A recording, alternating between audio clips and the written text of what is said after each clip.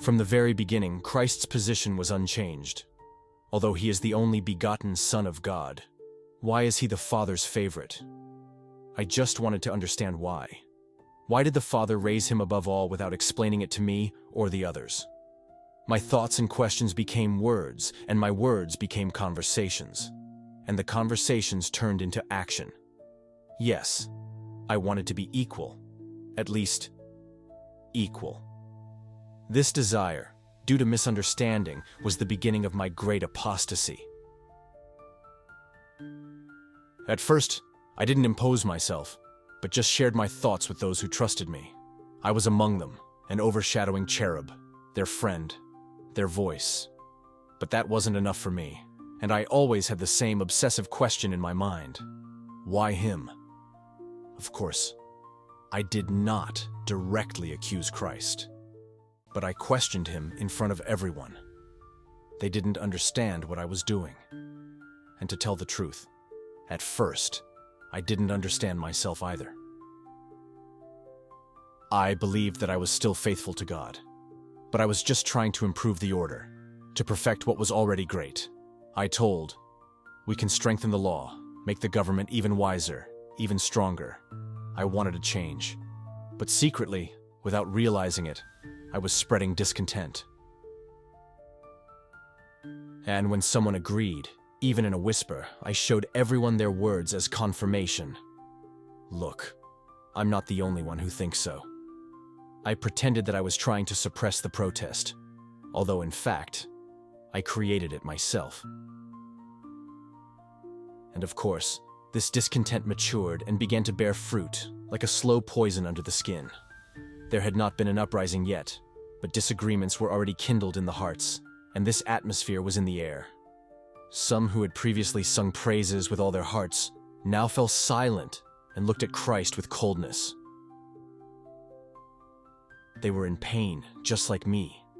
They could not understand why he was exalted by the Father and not us. But everyone else was unwavering. They tried to reason with us, saying that Christ is the only begotten Son of the Father and how righteous and perfect the law of God is. They begged me to stop, and I heard them. And to be honest, I almost succumbed because I knew I was wrong. I saw that God the Father is just and Christ is worthy. I just had to admit it. One step, and I would have been forgiven, restored. It was still possible, but I couldn't. Admit that I was wrong, that everything I said was a lie, to return and bow down again to the one whose authority I challenged? Well, no. Pride doesn't allow it. I've come too far. I've stood too high. I've put too much at stake. I choose to fight. And the Father, he did not reject me, but suffered. His love was real. I could feel it. But I already saw it as a weakness, as an opportunity, and as a sign. He's afraid of losing me, so I'm important, so I can achieve more. I told others, if we stay united, if we don't give up, we will win. And then everything changed. I stopped hiding and began to openly say that God's rule is unfair, that the law restricts freedom, that you can edit it differently. I promised everyone a new order, an order in which everyone would be free. A lot of people believed me and called me their leader. I saw the angels faithful to God watching in horror. They were talking, "You are ruining the universe." They reminded that Christ, just like the Father, is not a tyrant, but a loving ruler, that his words are not an order, but requests. They begged me to stop. Some even cried. But I couldn't hear anymore. I couldn't. I've convinced my followers that God will definitely not forgive us now because we've gone too far. Now we have only one way, forward, by force to achieve what we were not given voluntarily. I deceived them, even though it was only my path, my war, and my downfall. Back then, I thought I could win. I dreamed that the whole army of heaven would come over to my side, that I would become equal to God, and that the angels would bow down before me. But at this time, the Father was already talking to his Son.